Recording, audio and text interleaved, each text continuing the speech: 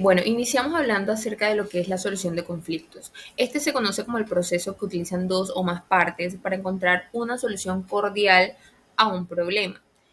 Pueden generarse conflictos en todos los ámbitos, en todos los aspectos y de todas las maneras, entre familias, entre compañeros de trabajo, entre amigos. Según el autor Tom Killman, en su modelo de conflicto, identifica 5 modos diferentes para afrontar los conflictos, porque llegan ocasiones en las que no sabemos cómo darle un buen manejo a este tipo de situaciones y lo que es un conflicto pasa a ser un problema. Primer modelo, el estilo competitivo. El objetivo de este es ganar a toda costa y hacer valer la posición de uno mismo. En este estilo es vital que las cosas se hagan siempre como uno quiere, aunque existe el riesgo de quedar mal o de romper alguna relación con la otra persona involucrada. El segundo estilo es el estilo complaciente.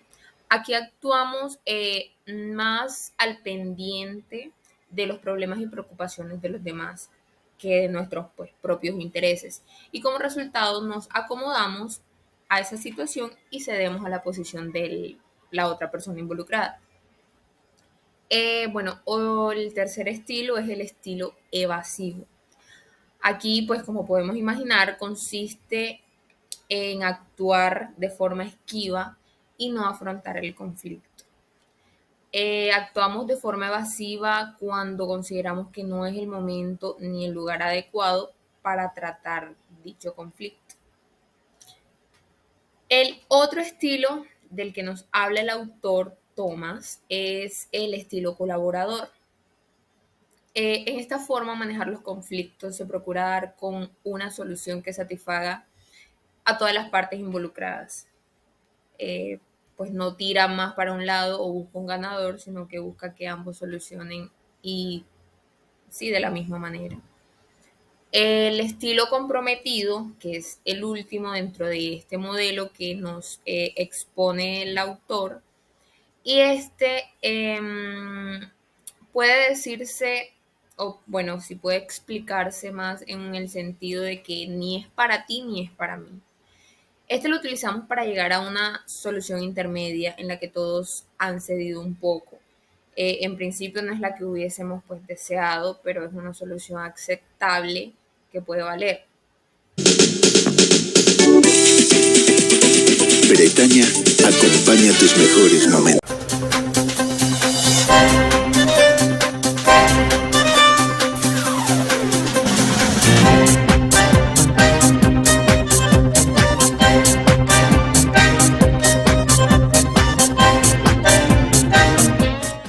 Buenas tardes Colombia, hoy les habla su periodista Ana Ferreira y vinimos a hablar sobre unos conflictos nacionales que nos conciernen, entre ellos el proceso de paz entre Colombia y el ELN. Hablar de acuerdo de paz con la guerrilla del ELN es hablar de décadas de procesos fallidos y gobiernos que han intentado negociar infructuosamente a lo largo de la historia reciente del país. Esta vez el gobierno del presidente Gustavo Petro está intentando nuevamente una negociación con la guerrilla activa más antigua de Colombia, que tras años de suspensión de los diálogos con el gobierno de Iván Duque, intenta acogerse a un acuerdo con el gobierno para dejar las armas. Pero un anuncio en falso del gobierno Petro a principios de enero del 2023 generó una fractura en este proceso de paz. Un anuncio unilateral sobre un supuesto cese del fuego bilateral por parte del presidente Gustavo Petro terminó en un enredo político que dejó dudas sobre la voluntad de paz del grupo armado y las decisiones del mandatario y el grupo negociador. Según este anuncio, el acuerdo sería de 6 meses, pero resultó que el acuerdo nunca ocurrió. El ELN no puede aceptar como bilateral una decisión unilateral del gobierno que no acata la formalidad de la mesa como el espacio convenio para llegar a entendimientos y viola los procedimientos de no difundir a la opinión pública lo que no sea de consenso. Por tanto, este decreto no compromete al ELN, dijo el ELN en un comunicado. El más reciente avance para llegar al cese de la violencia fue la suspensión de las operaciones militares contra el ELN el 6 de julio de este año, una medida que llegó un mes después de que se acordara un cese bilateral del fuego con ese grupo armado en junio de 2023, que según el anuncio del gobierno empezaría el 3 de agosto y se extendería por 180 días. Otro proceso de paz es el de Colombia y la FARC. Fueron 4 algo largos años de lucha e intentos por una mejor y terminación del acuerdo de paz entre ambas partes. Aquí mencionaremos un poco de historia de lo que esto fue. Durante el 2012 se inició con delegados del gobierno y de la FARC firmando en La Habana el Acuerdo General por la terminación del conflicto y la construcción de una paz estable y duradera, con el apoyo de Cuba y Noruega como garantes. A finales del mismo año, la FARC declaró un alto del fuego unilateral entre el 20 de noviembre y el 20 de enero de 2013, horas antes de comenzar las negociaciones.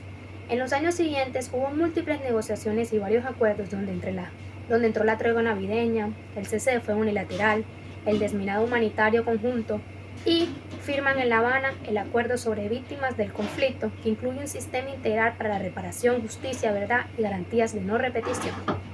Tras casi 4 años de negociación en La Habana, las delegaciones del gobierno de Juan Manuel Santos y representantes de la FARC alcanzaron un primer acuerdo final en agosto, que al ser puesto a la refrendación en octubre fue rechazado por la mayoría de los votantes colombianos en un plebiscito.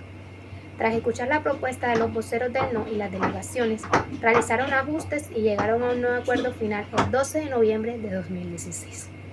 Con todo esto, cabe destacar que el primer caso, el del ELN y Colombia, es un caso fallido y el de ELN y la FARC tuvo cavidad a un acuerdo. Muchas gracias.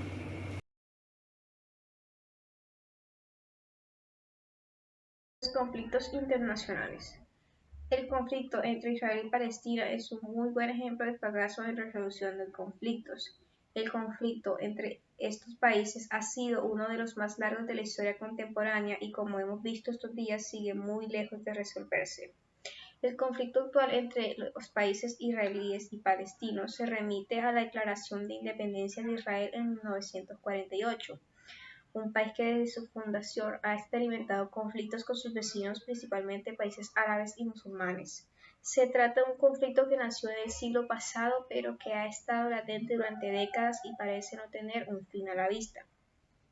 Las tensiones entre Israel y los palestinos han existido desde antes de la fundación del Estado en 1948. Miles de personas de ambos lados han muerto y muchas más han resultado heridas en un conflicto que se ha gestado durante mucho tiempo. Una primera estación para entender este conflicto es una escalada del conflicto por cuenta de la invasión de militantes de Hamas entrando a territorio israelí por tierra, mar y aire. Las Fuerzas de Defensa de Israel, la FDI, dijeron que durante esa incursión se dispararon alrededor de 2.200 cohetes contra Israel. Hamas reportó la cifra en 5.000. Para poner esto en contexto, se dispararon unos 4.000 cohetes desde Gaza hacia Israel durante la guerra de 50 días en 2014. Los enfrentamientos bélicos entre Israel y Palestina no han cesado desde entonces y un nuevo estallido ocurrió en 2021, cuando volvió a tener una de las peores olas de violencia entre las dos partes en los últimos años. Actualmente, Israel está llevando a cabo un ataque a gran escala contra objetivos de Hamas en Gaza. Durante esta guerra ha habido más de 2.000 muertos. La violencia en Medio Oriente ha sido un constante a pesar de los intentos de paz entre israelíes y palestinos, en una escala largamente repetida de bombardeos, estallidos y acusaciones de ataques de lado y lado. Otro ejemplo es el desminado. En 2017 las minas, los restos explosivos de conflictos y otros artefactos explosivos improvisados causaron más de 8.600 víctimas, el doble que en 2014. Presente en 57 países y 4 territorios, las minas y otros artefactos explosivos nos recuerdan los conflictos que terminaron hace décadas.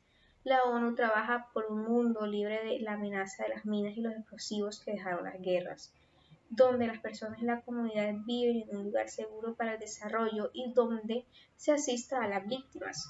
12 departamentos y oficinas de la Secretaría de las Naciones Unidas, organismos, fondos y programas especializados participarán en las campañas de desminado que se llevarán a cabo en 30 países y 3 territorios. El desminado permite que los cascos azules patrullen. las organizaciones humanitarias distribuyen ayuda y las personas lleven una vida sin temor a que un mal paso les ponga la muerte. Las actividades relativas a las minas son mucho más que la extracción de estas. Incluyen también iniciativas de gran impacto dirigidas a proteger a las personas, ayudar a las víctimas a ser autosuficientes y miembros activos de sus comunidades. UMAS, el Servicio de las Naciones Unidas de Actividades Relativas a las Minas, evalúa y hace un seguimiento continuo a las amenazas de las minas y los artefactos sin explotar, además de establecer políticas y estándares. Asimismo, moviliza recursos y promueve la prohibición mundial de las minas terrestres antipersonal. Este servicio también crea y gestiona centros de coordinación de actividades relativas a las minas en los países y territorios como parte de las operaciones de mantenimiento de la paz y las emergencias humanitarias.